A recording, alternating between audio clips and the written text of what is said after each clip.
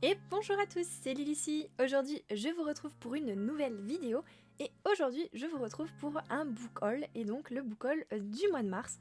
Comme je vous l'ai dit dans la vidéo précédente où je vous présentais du coup ma bibliothèque, avec ma vidéo Bookshelf Tour que je vous mettrai d'ailleurs dans le petit i si ça vous intéresse.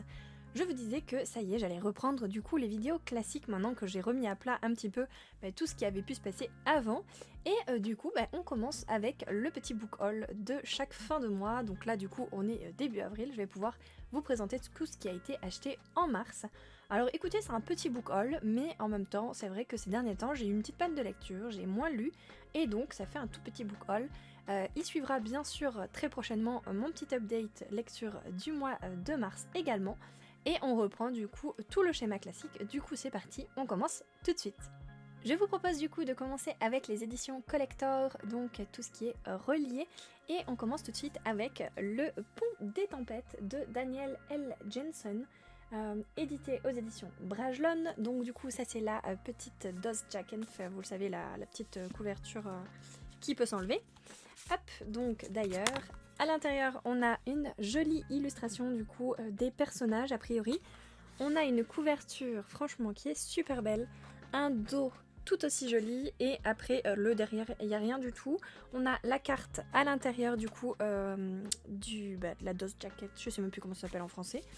Et bien sûr on a un petit jaspage vraiment très joli, donc on a de la couleur là et un joli jaspage ici avec une sorte de petit serpent, ouais c'est ça, avec des fleurs, qui est plutôt sympathique. Niveau résumé, je vous avoue que je sais pas, c'est je crois une fille qui est princesse d'un royaume, je crois que c'est une histoire avec plein d'îles, et voilà, franchement j'en sais pas plus. Je vous avoue que je fais confiance à Océane du coup de la chaîne Nina Quill, je vous mettrai sa chaîne en barre d'infos si ça vous intéresse, je suppose que vous connaissez mais au cas où, qui en a parlé vraiment en bien, et qui a adoré. Elle avait lu en anglais déjà et elle était super impatiente que ça sorte en français, et franchement je lui fais confiance, ça a l'air vraiment pas mal. En plus je vois qu'on a une petite impression de Jennifer L. Armentrout, et je lui fais confiance à elle aussi, qui nous dit une série à ne surtout pas manquer, n'allez pas simplement la chercher, courez-y. Ça donne envie déjà. Hein. Et je vois également qu'il y a une petite citation de Elise Kova, c'est elle qui a écrit Pacte avec le roi elfe, que j'ai lu et que j'ai bien aimé, qui dit une aventure trépidante, passionnée au cœur d'un fascinant univers. Du coup, écoutez, pourquoi pas, franchement, moi ça me tente pas mal. N'hésitez pas à me dire, vous, dans les commentaires si ça vous tente, mais ce sera une prochaine lecture. Je crois pas qu'il y ait de trucs particuliers à l'intérieur. Niveau en tête de chapitre, il y a peut-être... Ah oui, il y a peut-être quelques petits... hop, vous voyez, c'est plutôt sympa. Mais à part ça, il n'y a rien après de spécial. En tout cas, il est très joli.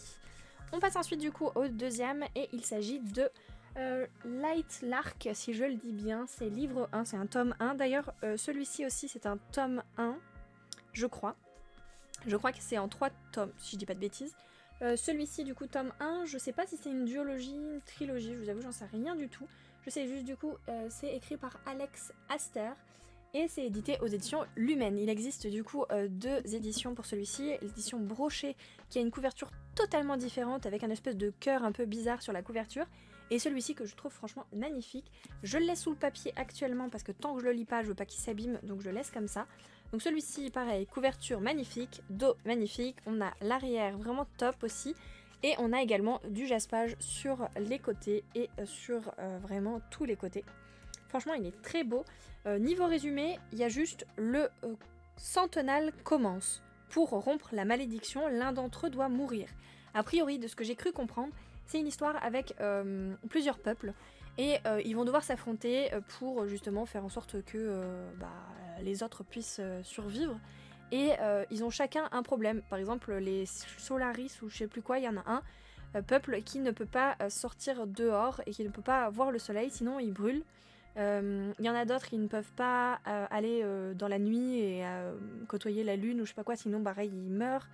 Bon bref, ils ont tous une sorte de petite malédiction comme ça. Et du coup pour briser ce truc là, ils vont devoir s'affronter. Ça a l'air pas mal, franchement ça me tente pas mal. Et du coup pareil, une prochaine lecture qui arrivera bientôt. N'hésitez pas pareil à me dire si vous avez craqué sur ce titre ou pas. Du coup je vous propose maintenant de passer au livre donc broché. Et on commence d'abord avec la carte des confins. Donc j'ai fini par craquer, celui-ci il est pas récent hein. Il est sorti il y a quoi, 1 an ou 2 je crois. Qu'est-ce que ça dit? Il y a 2 tomes plus un préquel qui vient de sortir. Ça a été édité en 2021, en mai 2021. Alors, j'ai pas craqué au début parce que franchement les pirates ça m'a jamais trop attiré. J'ai jamais trop aimé cet univers. Jusqu'à ce que je lise l'Empire d'écume où il y avait un gars qui était sur un bateau, tout ça. Ça m'avait plutôt plu, je me suis dit ok pourquoi pas. Et récemment est sortie la fille pirate de Tricia Levenseller, c'est également elle qui avait écrit La Reine des Ombres, qui du coup, bah écoutez, ça m'a plutôt plu. Je l'ai pris parce que je me suis dit pourquoi pas essayer, j'avais entendu quelques petits retours. J'avais bien aimé La Reine des Ombres, du coup j'ai fait confiance à l'autrice et je me suis dit essayons un pirate. Et franchement j'ai bien aimé l'univers avec cette fille là qui est sur le bateau, etc.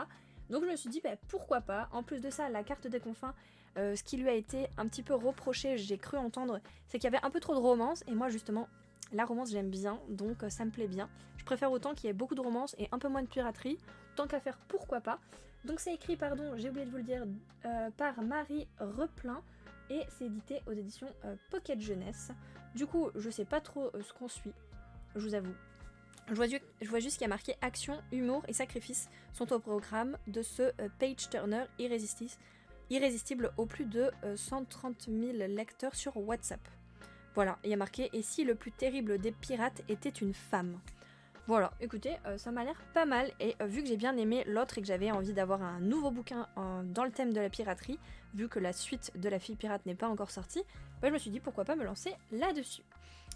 Deuxième du coup brochet que je me suis procuré, pareil, j'ai fait confiance à Océane de la chaîne Nina Quill qui en a parlé. De base ça me tentait pas de fou et finalement elle a adoré, pareil ça la tentait pas tant que ça et finalement elle l'a lu et franchement elle a adoré. Donc je me dis pourquoi pas. C'est un roman qui est best-seller aux États-Unis et au Royaume-Uni. Ça a été écrit par Brigid Kemmerer, si je dis bien. C'est édité chez Rajo et donc c'est Un sort si noir et éternel. Donc c'est une sorte de réécriture de La Belle et la Bête. Et là il y a marqué seul l'amour et le courage rompront le maléfice. Donc c'est exactement ça. Qu'est-ce qu'ils nous disent? Là on a une petite, vous savez, un petit avis là de Kirkus Review qui dit une épopée féministe riche et haletante, donc pourquoi pas. Et là une fable moderne et captivante. Voilà, en gros, de ce que j'ai compris, c'est une fille qui va être basculée dans un autre monde où je pense il y a des sortes de faées ou un truc comme ça, je crois, ou un elfe ou j'en sais rien. J'aime bien ce genre de choses, donc ça va. Et du coup, ça va faire un petit peu comme La Belle et la Bête. Et franchement, ça me tente pas mal. Bon, alors par contre, il est pas mal gros. Oh bah non, pas tant que ça. Environ 600 pages. C'est écrit assez gros. Hop, c'est assez espacé. Je pense que ça va se lire tout seul. Mais écoutez, ça avait l'air sympa. Donc je me suis dit pourquoi pas. En plus de ça, si vous le souhaitez, il est sorti récemment en poche. Je vous avoue que moi, les poches, j'ai un peu plus de mal à les lire. J'aime bien quand ils sont grands. Au début, ça me gênait pas du tout. Mais plus je les lis et plus finalement, je préfère largement les brocher. Donc voilà, si ça vous intéresse, il est moins cher forcément en poche. Et voilà, du coup je vous propose qu'on passe au graphique. Et là il n'y en aura qu'un, et d'ailleurs ce sera le dernier livre de cette vidéo. Il s'agit du tome 3 de The Abandoned Empress. Du coup c'est chez Kabook et c'est écrit par Ina, je crois. By Yuna, de la Original Story by Yuna. Je sais pas, mais voilà. Là c'était le premier tome, je l'ai lu, d'ailleurs j'ai fait une chronique sur Instagram, n'hésitez pas à me suivre là-bas si ça vous intéresse, où j'ai fait une petite photo et je vous ai dit un petit peu mon avis. Le premier tome est très très mal parti, j'ai pas du tout aimé les sujets évoqués, surtout dans la première partie du premier tome, j'ai failli l'abandonner, j'ai pas compris, puis finalement ça s'est amélioré au fur et à mesure et il s'est passé quelque chose, je peux pas vous le dire sinon je vais vous spoiler, mais il s'est passé quelque chose dans l'histoire qui a fait qu'il y a eu un petit retournement de situation. Et la suite me plaît beaucoup plus. Et c'est pour ça que j'ai décidé d'acheter la suite. Mais c'est vrai que le début peut gêner. Voilà, je vous inviterai à regarder si ça vous intéresse. Au niveau du résumé, c'est une jeune fille, donc elle, qui est destinée à devenir impératrice, donc la femme de l'empereur. Sauf que il va y avoir un petit changement de programme. Finalement, il y a une fille qui va débarquer de nulle part et qui va lui voler sa place. Et du coup, l'empereur va n'avoir Dieu que pour cette nouvelle fille, va complètement délaisser elle qui a été élevée depuis toute petite pour devenir impératrice et qui n'a connu que ça, du coup qui s'est préparée à que ça dans la vie. et il va même devenir méchant avec elle. Et c'est tout ce côté-là qui a été un petit peu perturbant. Il va devenir méchant et il va se passer des choses pas très cool. Voilà, et jusqu'à ce qu'il arrive un petit retournement de situation qui va un petit peu tout changer. Et ça, je vous inviterai à regarder si ça vous intéresse. Donc c'est un webtoon, donc vous voyez, c'est un peu comme les mangas, mais c'est en couleur. Ou comme une BD, mais avec plus de pages, disons. Voilà, un petit peu pour celui-ci. Que pareil, j'ai hâte de lire, donc j'ai bien envie de savoir un petit peu comment ça se finit, toute cette histoire. Du coup voilà pour mes achats et mon petit book haul du mois de mars. Donc comme je vous l'ai dit, il est pas très gros, mais écoutez, il n'y a pas besoin d'avoir 150 000 livres à chaque fois. J'ai plus sélectionné des livres de qualité qui me plaisaient vraiment beaucoup, que je sais que je vais lire assez prochainement. Enfin en tout cas je l'espère, parce que c'est vrai qu'à chaque fois, des fois ils traînent un petit peu jusqu'au jour où je me lance et finalement j'adore. Mais voilà, n'hésitez pas à me dire s'il y a certains de ces livres que vous ne connaissiez pas et que peut-être vous voulez ajouter à votre wishlist. Si certains vous les avez déjà lus et me dire ce que vous en avez pensé. N'hésitez pas à me dire tout ça dans les commentaires, à vous abonner si ce n'est toujours pas fait, à activer la petite cloche de notification pour ne pas rater mes prochaines vidéos.